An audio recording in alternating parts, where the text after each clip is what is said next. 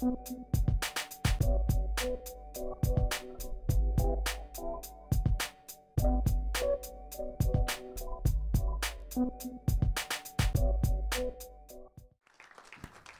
on arrive à la fin presque de notre journée consacrée à l'énergie. Et maintenant, on va s'intéresser un petit peu à l'optimisation de l'énergie.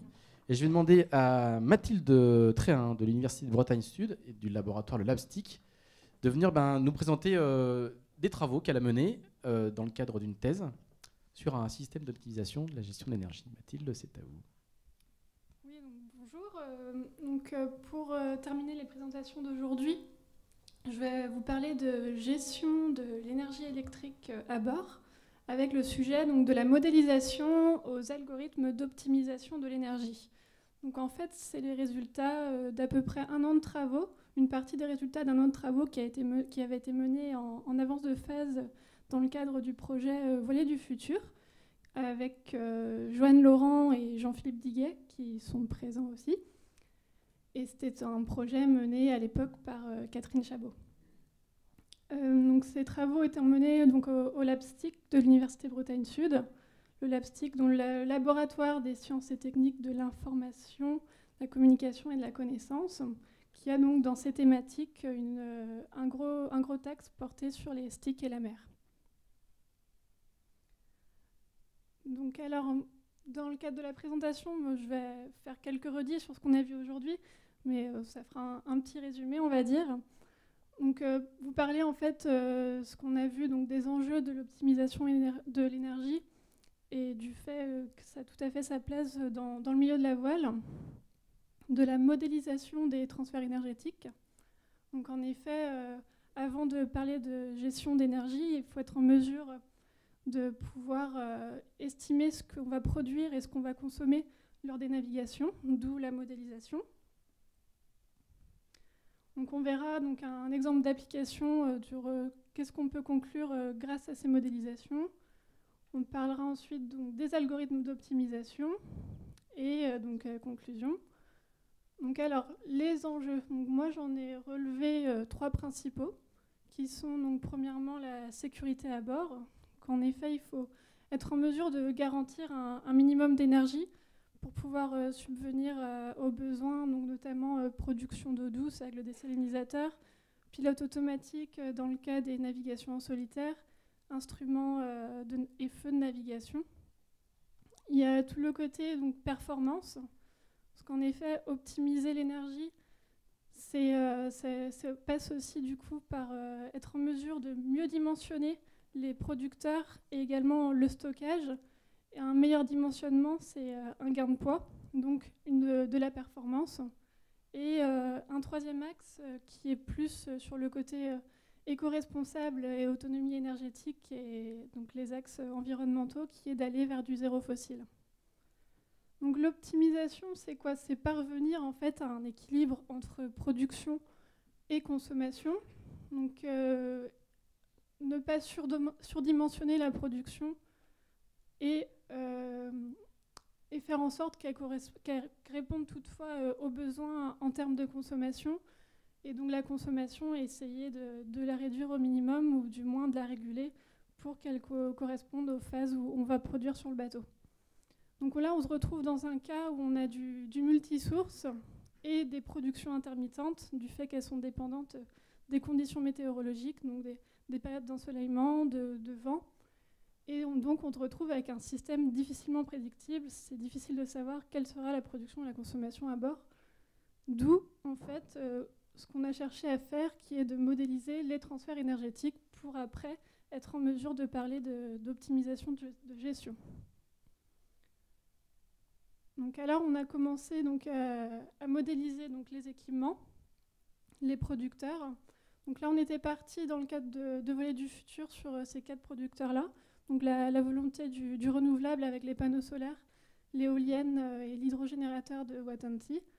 Et également en fait pour le côté issu de secours, la pile à combustible au méthanol, et qui était un aspect voulu en fait pour le côté confiance au niveau des énergies, malgré le fait que ce soit du carboné.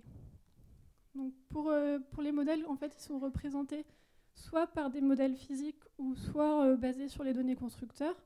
Donc, par exemple, au niveau des panneaux solaires, on va prendre en compte l'angle d'incidence par rapport aux rayons solaires, la température des cellules qui vont jouer sur le rendement des panneaux, les surfaces qui sont déployées, bien entendu.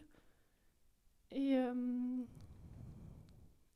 bon, pour ce qui est des éoliennes, on va prendre en compte le couple de démarrage, la surface des pales, la plage d'utilisation pour garantir donc, au niveau des contraintes mécaniques que l'éolienne soit en mesure de supporter les contraintes exercées. L'hydrogénérateur, donc les différents types d'hélices qu'on peut retrouver. Donc voilà en gros les modèles qu'on a développés. On a développé aussi donc, au niveau du système de stockage, on était parti sur des batteries lithium-ion. Donc sur les batteries, en fait, on va venir représenter l'influence des conditions extérieures et du vieillissement en représentant en fait le taux de charge de celle-ci et en venant moduler sa capacité selon le nombre de cycles qui ont eu cours et selon les profondeurs de charge et de décharge et donc la température des cellules. Donc on a producteur, système de stockage. Il nous manque plus que donc, les consommateurs.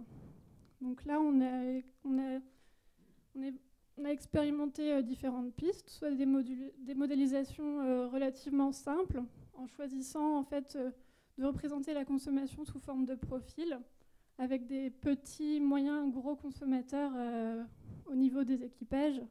Donc les catégoriser de cette façon, ou bien par équipement, en les différenciant selon leur mode de fonctionnement. Ce sont des fonctionnements sur longue durée, continue, courte durée, ou avec différents modes qui vont consommer donc différemment, comme pour le pilote auto, et donc des moyennes de consommation. On a sinon une autre voie qui était donc des modélisations dites plus complexes, mais qui rendaient le système beaucoup plus adaptatif, parce qu'on va vraiment représenter de façon beaucoup plus juste ces consommations et leur évolution. Donc soit avec de l'identification paramétrique, c'est-à-dire qu'en fait à partir d'un jeu de mesures de consommation dans un contexte, donc c'est-à-dire avec des données de vent, des vitesses du bateau, on va être en mesure de représenter une fonction mathématique qui va nous donner la consommation de l'équipement au cours du temps. On a des analyses statistiques et de la classification hiérarchique qui, en fait, on vient donner des catégories au niveau des consommateurs et on va être en mesure d'estimer, en fait, si, dans un cas précis de navigation, l'équipement est susceptible d'avoir des surconsommations. Et enfin, tout ce qui est apprentissage par réseau de neurones, donc qui est la méthode la plus difficile à mettre en œuvre, mais également la plus proche de la réalité, qui en fait, contrairement à l'identification paramétrique, on va obtenir une fonction mathématique représentante de la consommation, mais qui n'est pas fixe, qui va évoluer au cours du temps selon en fait ce que l'algorithme apprend des consommations d'un appareil. Donc là, on a modélisé tous nos équipements, producteurs, stockage, consommateurs, et il va falloir mettre ces modèles dans un contexte. Donc le contexte de la navigation, l'environnement marin. Et donc on est donc parti sur une simulation des conditions de navigation. Donc pourquoi une simulation ? C'est qu'on n'avait pas à notre disposition de bateaux complètement équipés avec les producteurs qu'on souhaitait et également les capteurs de mesure. Et également parce que mettre un bateau en mer, ça a également un coût non négligeable. Donc du coup, on a simulé les conditions de navigation. Donc ça passe tout d'abord par le tracé, le suivi de la route. Donc ça peut se faire de deux façons, soit par un routage professionnel mais qui est soumis à des licences, soit par une façon un peu plus manuelle, qui est l'identification de waypoints, donc les points par lesquels le bateau doit passer ou au moins passer aux alentours d'eux. Donc Donc on est parti sur cette deuxième option pour s'abstenir de tout ce qui est licence dans le cas où on mettait le simulateur donc, en open source. Et une fois la route tracée, on reproduit donc le comportement du bateau. Donc pour ça, on a des lois de suivi qui vont venir simuler un peu ce que ferait un pilote automatique. En plus de ces lois de suivi, en fait, on vient déterminer les vitesses du bateau grâce au polaire, les vitesses surface et donc vitesse réelle, pour avoir les coordonnées GPS par lesquelles va passer notre voilier. Et donc en plus de ça, pour pouvoir venir alimenter donc, les polaires et donner des données pour nos productions et consommations, on vient projeter les données météo sur ces modèles. Donc les données, on les récupère soit via des fichiers GRIB, donc les données de vent, de courant, d'état de mer, ou alors avec des modèles d'ensoleillement et de couverture nuageuse, qui sont des modèles statistiques qui vont dépendre de la position du bateau sur la planète, de la période durant laquelle il navigue et de l'heure de la journée, donc, qui vont en fait venir renseigner la puissance de rayonnement qui aura cours lors de la navigation. Donc là, on a donc un simulateur complet avec donc les modèles des producteurs, des consommateurs, du stockage, mis dans un contexte qui sont donc la navigation en mer et les projections des données météo. Donc avec tout ça, on est en mesure de déterminer le bilan énergétique et les flux qui ont cours tout au long d'une navigation. Donc ça, en gros, voilà notre système. On a des producteurs, donc tout ce qui concerne les énergies renouvelables, éoliennes, panneaux solaires, hydrogénérateurs, les producteurs carbonés, on va dire, avec piles à combustible et alternateurs, des modèles de consommateurs, un système de stockage, et tout cela sont dépendants donc, des conditions météorologiques. Et donc on est en mesure d'observer les flux que les producteurs alimentent directement les consommateurs ou qui passent par le système de stockage. Donc connaissant tout ça, c'est à partir de là qu'on est en mesure de mettre en place une gestion de l'énergie et donc des algorithmes qui vont venir prendre les décisions en termes de management à bord. Donc j'ai voulu vous montrer, donc là c'est le simulateur qu'on obtient, juste pour vous montrer qu'il y a un logiciel prototype, quelque chose qui existe, où on vient donner en entrée les conditions météo, les données météo, la route qu'on va suivre, les caractéristiques du bateau et des équipements à bord. Et on obtiendra donc en sortie les données de l'énergie produite, l'énergie consommée, le taux de charge des batteries et donc le bilan énergétique du bateau. Et donc j'ai voulu vous montrer ce qu'on pouvait par exemple en tirer de ce simulateur, donc avec un cas d'application, donc pour mesurer l'influence de la période de navigation. Donc on part en fait sur un trajet qui relie l'Orient à la Floride et on veut comparer les périodes de juin et de novembre. Donc là on avait les données de juin et novembre 2013. On est parti avec deux producteurs, l'hydrogénérateur et les panneaux solaires, qui correspondent en fait à notre cas dans le voilier du futur et au fait qu'en fait on voulait partir donc sur du non carboné et que l'éolienne en fait n'était utilisée qu'au mouillage dans notre cas. Donc on a un hydrogénérateur qui produit maximum 500 watts, des panneaux solaires, 2 mètres carrés de panneaux solaires à 200 watts par mètre carré. Et donc voici ce qu'on obtient en termes de production. Donc la navigation de juin est un petit peu plus longue que celle de novembre, mais on remarque en fait une production moyenne par jour qui est plus élevée, donc de 12 kWh par jour en juin contre 10 kWh par jour en novembre. Donc, du fait, donc, ce qui est normal, donc, des panneaux solaires ont une production supérieure, du fait qu'on soit en été dans l'hémisphère nord, au mois de juin. Et l'hydrogénérateur également supérieur avec des conditions de mer sûrement plus favorables qu'en novembre. Donc ça représente en fait 1600 Wh par jour. Donc 1600 Wh, c'est à peu près la consommation du pilote automatique sur une journée. C'est un demi-litre de gasoil par jour de différence. Donc voilà ce qu'on peut observer. On a voulu ensuite montrer l'influence sur une même période entre deux routes de navigation, donc toujours sur la traversée de l'Atlantique, avec une route nord et une route sud. La route nord qui est légèrement plus longue, donc sur le mois de juin, les mêmes producteurs à bord. Et donc là, on a la route nord qui est plus longue que la route sud, mais une production moyenne par jour plus élevée, avec 12,7 kWh par jour et 12 kWh dans le cas de la route sud, donc ce qui est dû principalement en fait, au niveau de l'hydrogénérateur, des conditions de mer sûrement plus favorables et une mer beaucoup plus calme, ce qui améliore la performance de celui-ci. Et donc on a une différence par jour de 658 Wh, ce qui représente à peu près 7 heures d'utilisation d'un PC.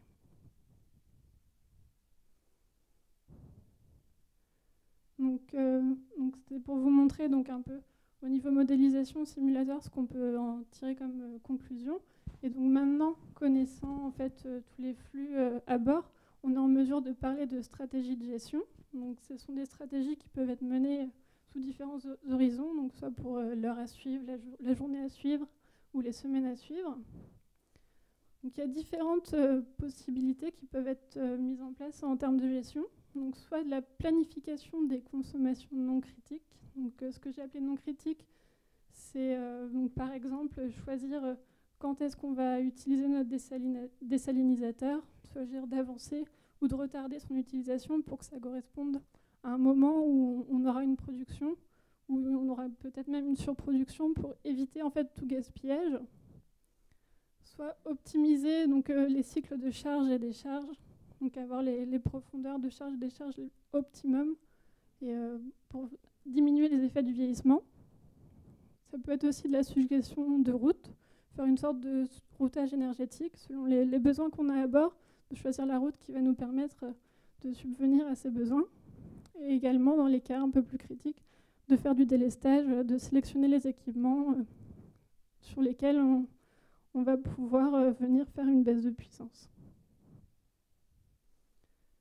Et donc on va donc vers des systèmes soit 100% automatisés, où c'est le système qui est à la main qui met en place toutes ces mesures, ou alors faire en quelque sorte du transfert de connaissances, donc c'est-à-dire que le système tient au courant l'équipage de ses conclusions, qui lui a la main et choisit quelle stratégie il veut mettre en place.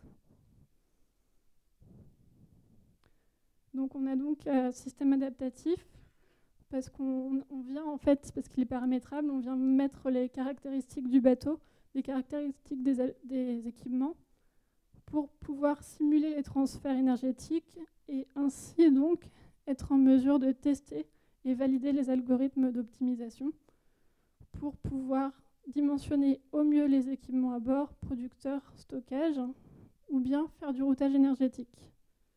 Et ce vers quoi on va, donc ce vers quoi il ne faut pas oublier, en fait, si on veut aller sur de l'optimisation réelle, c'est qu'il faut penser à tous ces aspects dès la conception du bateau, où placer les producteurs, où placer l'hydrogénérateur, que ce soit une réflexion où placer donc comment mettre en œuvre tout le système de gestion, que ce soit des réflexions qui soient menées dès la conception du bateau, et tendre dans l'idéal donc vers du zéro fossile en s'appuyant donc sur le système technique, mais pas oublier qu'il s'agit également d'un système socio-technique. On a de l'humain à bord, et donc ça passera également par un changement d'usage au niveau de l'équipage, donc d'éviter tous les gestes les plus consommateurs, couper les moyens de communication quand c'est possible, et également l'acceptation du système automatisé, le fait que celui-ci et la main prennent les décisions, avoir suffisamment confiance en ce système. Donc c'est des problématiques qu'on retrouve également dans le milieu résidentiel et dans d'autres domaines qui sont attraits à la mer, donc notamment tout ce qui est bouée instrumentée, que Joanne Laurent va vous parler.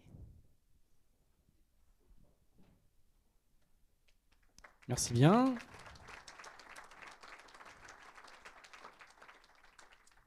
Donc ça va être assez rapide.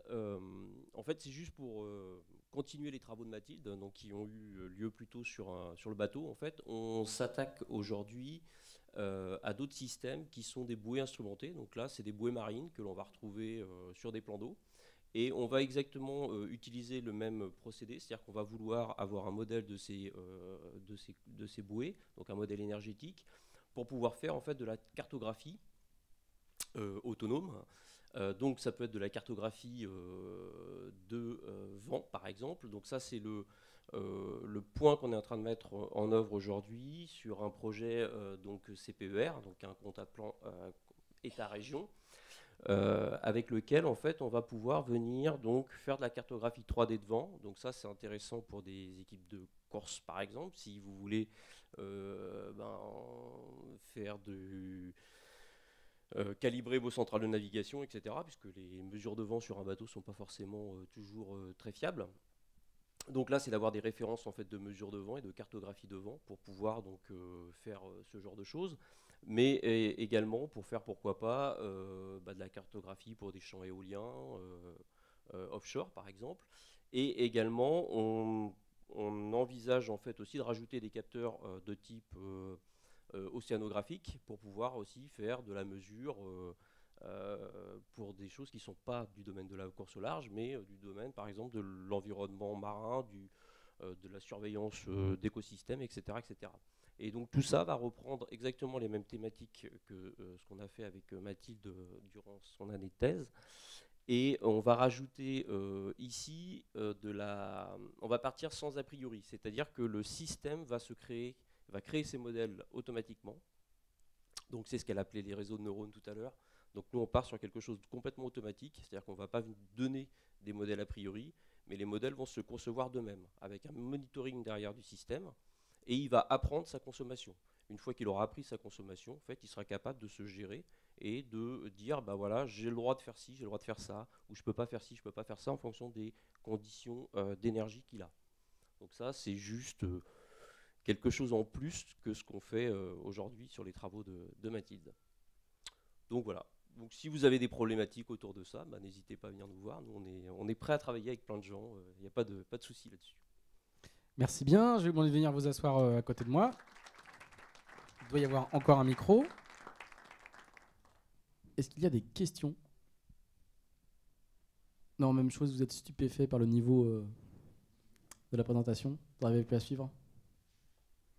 Moi, j'ai une question, Mathilde, sur ce que vous nous avez présenté. On voit bien l'intérêt pour une bonne partie de l'automatisation de la navigation. Du point de vue d'une écurie de course au large qui va préparer une course, est-ce que ça n'a pas l'intérêt aussi pour le coup, optimiser les litres de gasoil qu'elle va embarquer, peut-être le nombre de batteries dont elle aura besoin à bord est-ce que ce n'est pas un outil qui est intéressant pour rentrer dans une logique d'optimisation de la performance pure? Si, tout à fait. Le but va être d'estimer production-consommation, donc du coup le bilan énergétique, et de dimensionner au mieux pour justement qu'on embarque le moins de litres de gasoil possible, qu'on ait le parc de batterie le plus petit possible, que tout soit optimisé en fait pour répondre aux besoins, pour qu'on ne soit pas dans des situations de danger, mais également donc minimiser tout ça pour atteindre un maximum de performance. Vous avez des écuries qui sont venues vous voir? Vous avez l'air de dire oui, bien sûr, c'est évident. Vous avez des écuries qui sont venues vous voir? Ça me paraît évident, après. Après, non, on n'est pas encore venu vous voir. D'accord, merci.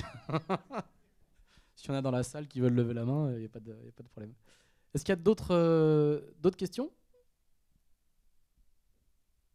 Non. Eh ben, je vais vous libérer parce qu'on a quasiment tenu le timing de manière parfaite. Merci beaucoup. On peut les applaudir tous les deux. Merci bien. Et je vais donner la parole pour conclure au président d'Eurolarge, Jean-Claude Leblaise, qui va conclure cette journée au nom d'Eurolarge. Bien. Je voulais vous faire savoir de manière globale que Eurolarge Innovation accélère son action, et ceci grâce évidemment à votre participation croissante. Aujourd'hui, nous avons près de 90 inscrits à cette journée technique. Il y a un petit peu plus d'un mois, lors de l'Assemblée générale de l'association, nous avons dépassé le quorum de participation de 50%. Ceci est d'autant plus méritoire que cette assemblée se plaçait le 15 décembre après l'ensemble des salons nautiques et le salon Le Nautique à Paris, donc, où les adhérents sont quand même relativement épuisés, je dirais. Par ailleurs, bon, nous avons aussi, je dirais, un certain nombre d'articles de presse qui sont parus dans les journaux divers et variés d'ailleurs durant les dernières semaines. On a eu un article dans Capital, on a eu un article plus récemment dans le Télégramme, et tout ceci pour parler, je dirais, de nos adhérents. Et donc là aussi, si nos adhérents veulent faire passer des messages, Eurolarge est là pour recueillir, je dirais, vos savoir-faire et les faire connaître au travers des médias et de la communication en général. Par ailleurs, bon, nous avons aussi, pour la première fois, chez Eurolarge, été relayé par la FIN, la Fédération des industries nautiques, qui marque aussi un rapprochement entre Eurolarge et la Fédération. Bon, qu'on essaye d'œuvrer depuis plusieurs mois, mais qui se concrétise et qui va se renforcer. Et enfin, je crois que ça a été dit ce matin, mais bon, sur le dernier mois, on a 13 adhérents supplémentaires, donc ce qui démarque ou dénote, je dirais, le succès grandissant d'Eurolarge. Et dans ces 13 nouveaux adhérents, on a, je dirais, 3 écuries de course au large, ce qui n'était pas le cas précédemment. Et non des moindres, puisque bon, on a Sodebo, Spindrift et Initiative Cœur. Donc, ceci nous conforte dans notre action, je dirais, de bénévoles vis-à-vis de cette association. Alors, le second point, c'est que bon, c'est une association. Je dirais, je voulais vous informer que nous allons nous orienter sur une forme juridique un peu différente qui s'appellera un cluster. Mais bon, ceci devrait rien changer en ce qui concerne nos actions, bien au contraire. Pourquoi cette évolution? C'est parce que bon, une association a un certain nombre de coûts fixes inhérents, je dirais, à son statut. Et comme nos budgets sont quand même contraints et limités, on préfère utiliser, je dirais, le plus d'argent possible à des actions concrètes sur le terrain, au profit de nos adhérents. Et donc le cluster sera abrité dans Bretagne Développement Innovation, ce qui est assez logique, puisque nos financeurs actuels, c'est un peu les adhérents, beaucoup, je dirais, la région Bretagne, et je dirais dans une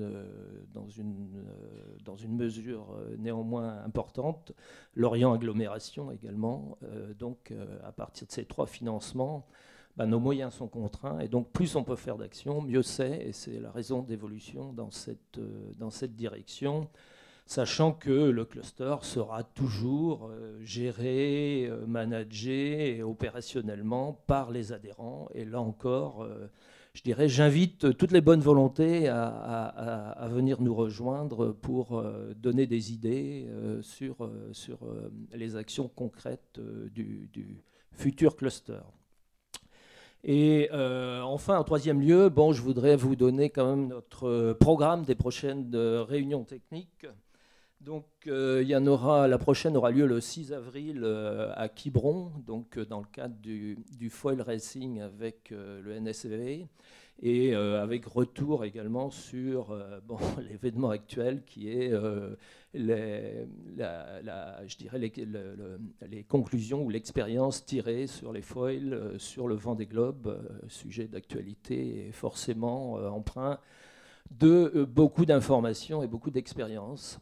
Et ensuite, on en aura un autre bien plus loin, mais je dirais que néanmoins la date est fixée, c'est le 5 octobre, qui aura lieu sur les techniques additives, donc sujet un peu différent, mais qui aussi a son intérêt dans la course au large de manière générale.